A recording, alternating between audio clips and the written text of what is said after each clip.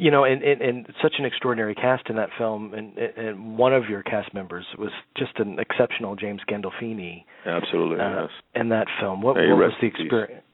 Yeah, absolutely. Mm-hmm. What was the experience of being in his company? Well, James, I didn't know, but I knew of his work because I had seen his work in True Romance and some of the early work he had been doing. And when I heard he was cast in it, because I was one of the first guys on board on the film, being the protagonist, and I was very excited because I already was a fan of his work. I was from a fellow actor that I admired tremendously.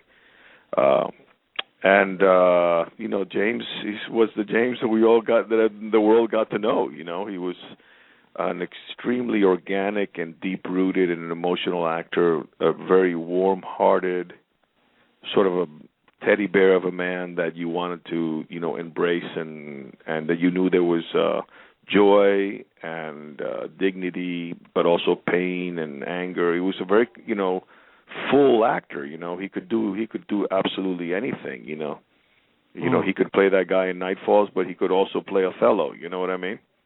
Yeah. So it's one of those actors who just had an extraordinary sense of truth in his work, which is what I admired so much. And we got on very well. But he was. I always felt that he was painfully shy. Yeah. And I kind of said, come on, and we'd go. We'd go to lunch. Because we're sitting in the city, so instead of going to catering, we'd go to lunch. We'd walk around to a local restaurant, and we sit down and and have a chat. But I could tell that he was very, like very private, in a way, very shy. Mm-hmm.